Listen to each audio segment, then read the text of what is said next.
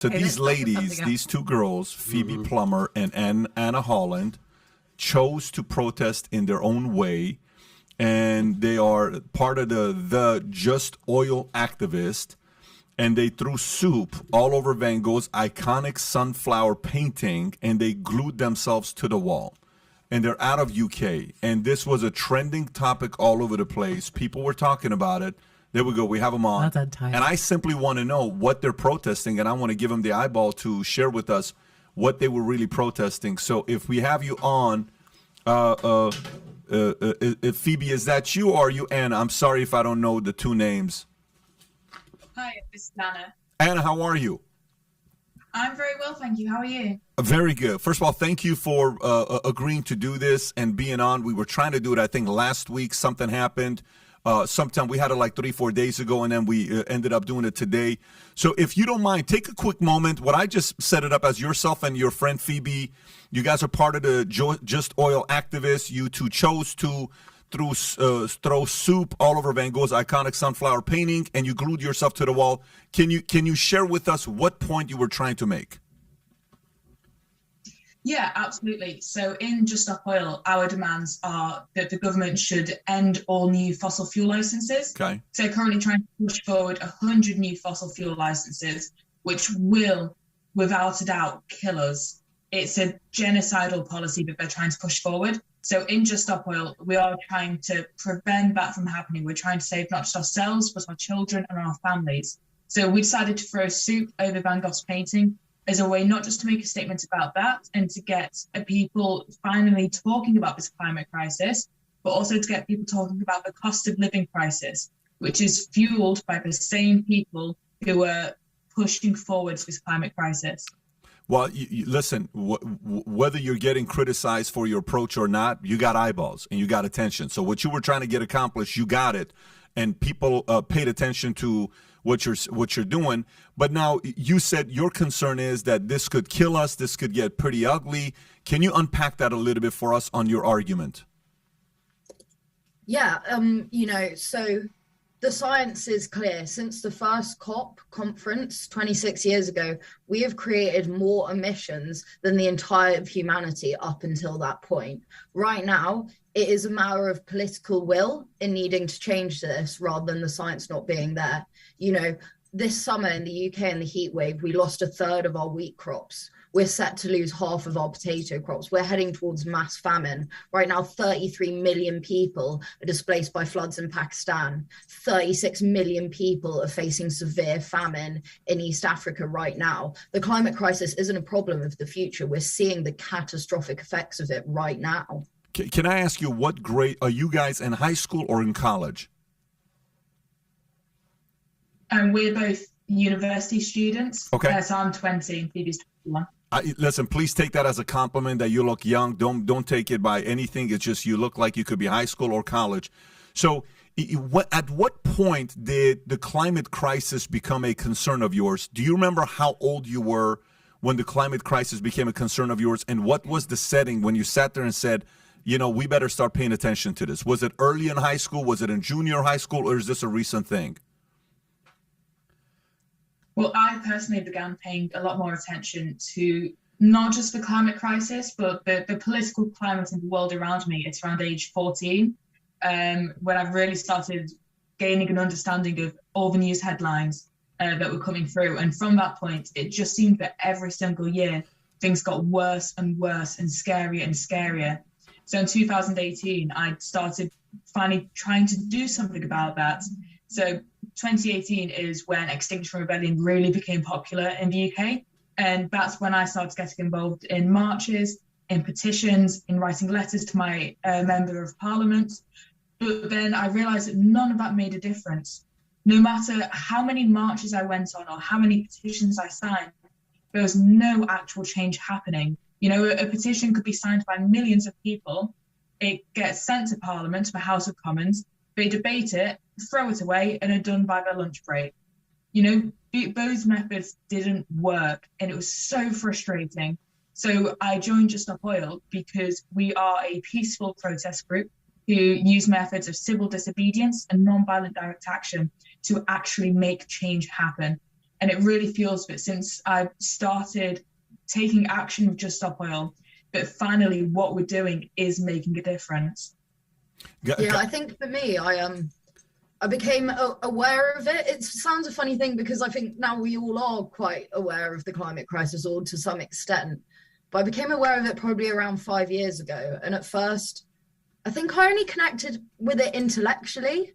You know, you look at these science and the facts and these predictions, and it's easy to connect with it intellectually. You can understand it. But I'd ask anyone listening to this right now to connect with it emotionally, because for me that's when I knew I had to do something about it.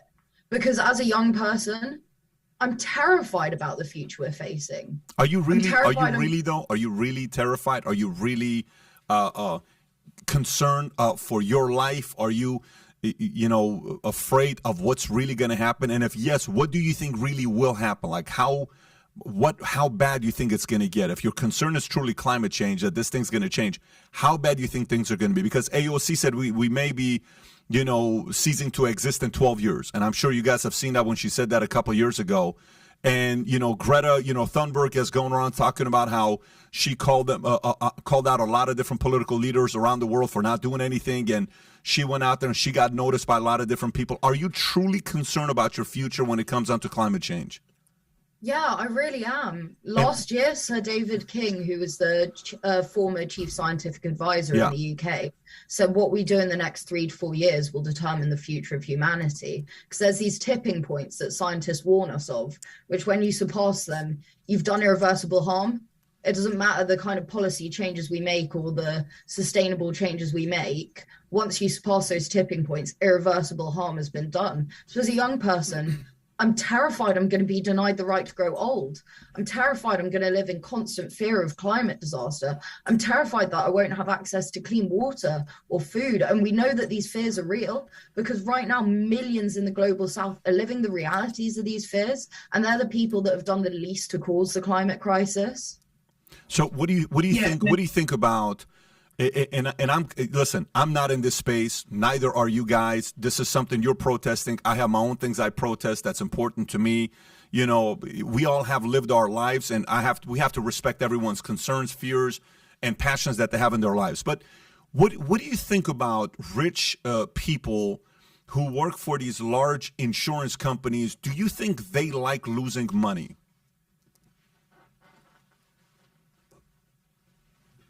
Can you guys hear me or no? I don't think anyone likes using money. That's why we have to use disruptive tactics.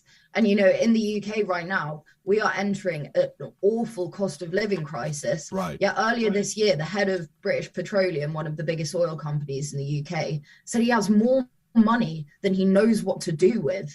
He has the audacity to say that when our country is plunged into this cost of living crisis, where this winter families are going to be forced to choose between heating and eating. Parents are starving themselves so that they can feed their children. And the head of this massive oil company says he has more money than he knows what to do with. Yeah. So, but let me give you an idea where I was going with this question on what's the one data that gets this argument to be done with. Is a lot of these actuaries in the insurance industry, their job is to underwrite the billions of dollars that they're sitting on to protect it. Like their job is to manage risk. That's what they get paid to do.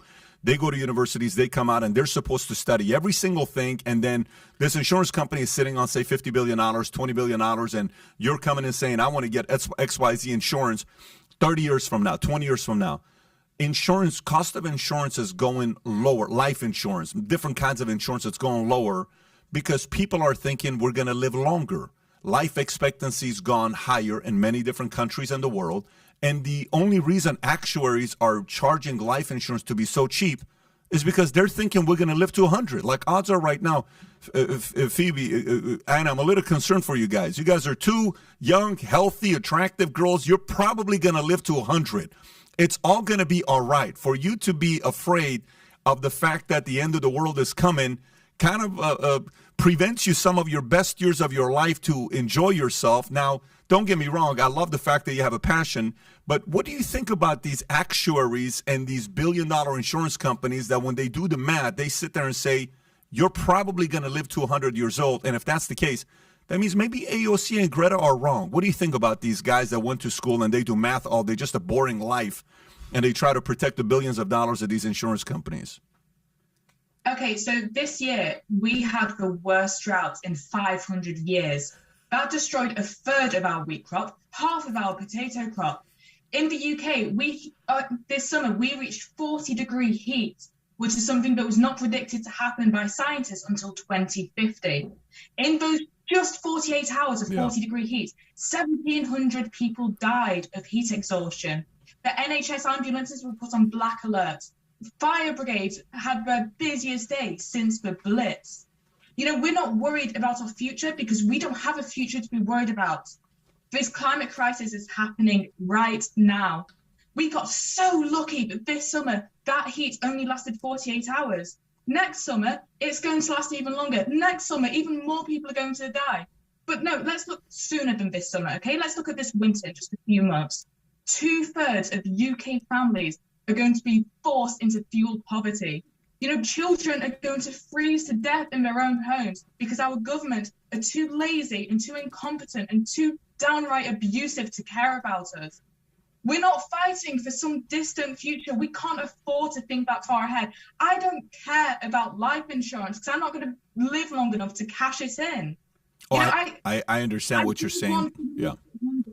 I'm not optimistic. I just want to get to 25. That's my only goal right now. You know, it's I understand what you're saying, and I respect your passion, and it's obvious, it's very sincere, and you're truly concerned about this. But I will tell you, to me, a lot of time when you look at these greedy people, the good thing about greedy people is, you know, if their life revolves around money. So let's, you know, the person you guys were talking about earlier that he says, I have so much money I can't even count. So let's judge those greedy people. The benefit about greedy people is it's a very honest relationship. What matters to them is protecting their money and not risk losing their money, right?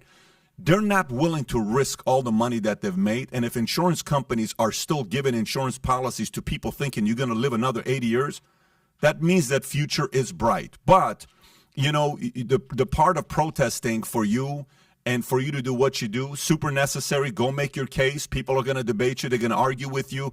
I remember when Al Gore 30 years ago said, we're supposed to be dead today. You know, in Al Gore's documentary, when he came up and he said, I don't know what it was, 25 years ago or 30 years ago, and a lot of people sat there and said, what happened? Your argument just didn't have any credibility. But it got a lot of young people to go out there and march and protest and get excited about it. So it's a very effective message. Say that again. People are already dead from the climate crisis. I'm not saying that 10 years down the line, people are going to die. People are dying now, right now, because of the climate crisis. Right. Well, go ahead, Katie. So yesterday, a lady that was involved in a car crash, actually linked to one of my circle of friends, she died because an ambulance couldn't get through because your protesters, Just Stop Oil, were blocking the road and the ambulance couldn't get through in time. She couldn't get the help she needed and she died. Earlier, you said that you are a peaceful protester. My friend is dead. How do you answer that? We have a blue light policy, which means whenever we have roadblocks, as soon as we hear sirens, we see the blue lights, people move out of the way. Even when people are gluing in the road, there's always one lane that is kept clear so that people can move out of the way. And we have never had any complaints from either ambulances, fire brigade, or any other emergency services. The video footage exists and the lady can't complain now because she's dead. Let me ask you another question, Phoebe. Let me ask you, what bills do you currently pay? Who pays for your accommodation at university? My student loan. Well, have you ever paid any bills in your lifetime? No. So you don't know what it's like to be a homeowner and not to be able to afford your energy bills and then see some stupid young people throwing soup over a painting in a gallery that has nothing to do with the fact they can't afford to pay their bills. You don't know what it's like to pay a bill, Phoebe, do you? No, but I have empathy for those people. You know, the climate crisis is fueled But the cost of living crisis is fueled by the cost of oil crisis. They are both one crisis. It's a crisis of greed of our government and their billionaire friends. What do you understand about an ordinary family who can't afford to pay their fuel bills, who needs ordinary fuel to be delivered, but because of green taxation, their bills are now so expensive they can't afford them? And if we stop oil, how much more expensive do you think fuel's going to be, Phoebe? Or is it that you're just spouting out words that you and your friend think look good? How is it related to stopping oil to throw soup over a painting in a gallery? How is that related? How is it helping the poorest people in my country? I understand that right now fossil fuels are subsidized 32 times more than renewables, even though renewables are 9 times cheaper. Would you rather your bills were £3,500 or £400? I would rather that you and your friends stopped wreaking havoc in the City of London. I'd rather you stop throwing soup over paintings, stop putting orange paint on the windows of Harrods, stop sitting in roads so that my friend couldn't get the treatment that she needed. And I'd rather you went out, worked a bit. Maybe you could do some litter picking on a beach. Maybe you could do something that was practical and helpful. But I don't think being obtrusive and obstructive and lecturing ordinary people when you have no idea what it's like to try and work and make ends meet in the UK. You talk about millions of people. You talk about people who are in poverty. You have no idea what that's like because you live in the rarefied atmosphere of a university at some wokerati place, and you think what you're doing is changing the planet. I think what you're doing is pissing people off, and I think you could allocate your energies more effectively by going out and picking up litter on a beach. Thank you. Can I just write it out really quickly? I just want to empathise with you, Katie, but it truly does break my heart to hear about your friend. It really does. But I really want you to understand that myself and Phoebe are acting out of fear. You know, we are terrified that... You shouldn't be, my darlings. You shouldn't be. You have been fed a load of nonsense. You're going to live way past 25, and I hope you live till 100 and have a brilliant, brilliant life. Young people should not be in a place where you're being intimidated by fear. You should be living the best life you can. Jump, jump, jump, and your wings will unfurl on the way down. You're limiting your whole world. We should be living a life... Not standing throwing soup in a gallery. Because it has to be done. We're fighting for our lives here. The only way we can make the change happen is if we make systematic change. I completely empathise with you, and I want you to understand that this disruption that we are causing will stop immediately as soon as the government releases a meaningful statement that they will stop producing more fossil fuels. It's as easy as that. But I understand your anger. I really do. I really understand your frustration. I'm angry and frustrated. I really, really am. But all this can stop the minute the government... That's not true, because we need more fuel. We need more fuel supply. One of the things about supply and demand, as you'll know, is if supply is restricted, demand remains the same, prices go up. It's basic economics. We don't have enough fuel supply. Stopping oil is not going to help with pricing. You talk about renewables. They're not there ready to take over from oil. Well, we currently have 8 years worth of oil in reserve. So if we stop new oil licenses now, we would still have 8 years to make a just and fair transition to becoming a completely renewable society. The biggest solar farm in the UK was built in 6 weeks. You know, we're an island right now. We could be harnessing tidal power. Tidal power currently accounts for 10% of our UK's energy production. I hear your stats, but do you see that you're going to need to bring the general population with you and people's opinion with you? And I don't believe you're going to bring any people's opinion with you when you're stood throwing soup at artwork. Well, you know, this isn't a popularity contest. The suffragettes were famously hated. Martin Luther King was voted the most hated man in America when he was alive. And the thing is that right now we know that these tactics of non-violent civil resistance do work. I'm sat here today as a queer person, and the reason I'm able to vote, the reason I'm able to go to university, the reason I'm able to hopefully someday will marry the person I love is because of people who have taken part in these acts of non-violent civil resistance before me. Well, I'm not to cut you guys off, I'm actually a food waste activist, and the fact that you guys do soup on the painting really bothered me because I'm pretty sure there was hungry people outside that would have loved to have eaten it. So because of that, I'm gonna go fill up my gas tank. I have to. I'm just listen, upset. ladies, I got to tell you. Did you want to say something? Just one quick question for you. I applaud what you guys are doing. We are facing goes beyond 2 tons of... kudos to you guys for at least being very passionate about something. 20 years old, if you're both 20, I was not half as passionate about anything as you guys are, so respect on that. But there is a famous quote out there that says, when you're young and if you're not liberal, you have no heart. But as you get older, if you're not a conservative, you have no brain. So you guys are going to figure that out along the way. We all are. So respect to you. Here are my two questions. Legitimately, what pronouns do you identify with? That's number one.